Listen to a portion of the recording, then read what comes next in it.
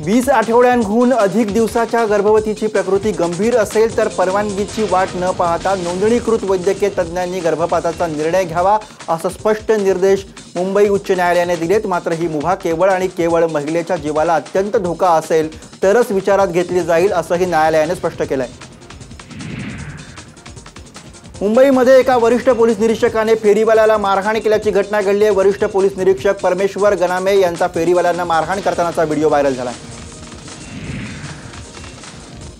मुंबई विमानतळावरती एका प्रवाशाकडून 381 ग्रॅम सोनं जप्त करण्यात आलंय। तब्बल 11 लाख किमतीचं हे सोनं या प्रवाशाने आपल्या चपलेमध्ये लपवलं होतं। 2 सोन्याची बिस्किटं या प्रवाशाकडून जप्त करण्यात आली आहेत। या प्रवाशाची आता पोलीस चौकशी करतात।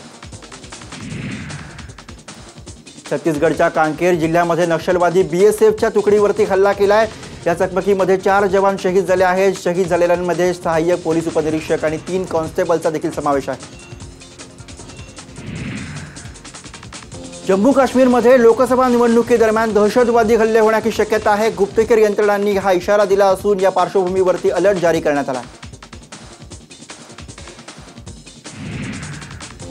मुंबईतील पुलांचं ऑडिट आयआयटी आणि विजेटीआयला सोपवण्यात आलंय। सीएसएमटी पूल दुर्घटनेनंतर कोर्टाने पालिकेची चांगलीच कानउघडणी केली होती आणि त्यामुळे तातडीने पालिकेकडून हा निर्णय घेण्यात आला आहे।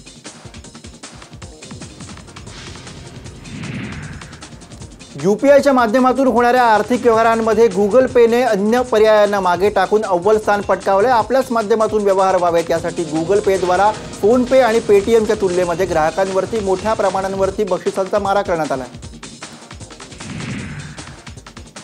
अमेरिकेचे अध्यक्ष डोनाल्ड ट्रम्प यांनी भारताचा टेरिफ किंग असा उल्लेख केला आहे। भारत हा सर्वाधिक म्हणजेच 100% कर लादणारा जगातील एकमेव देश आहे। सर्वाधिक कर असणं योग्य नाही अशी टीका ट्रम्प यांनी केली।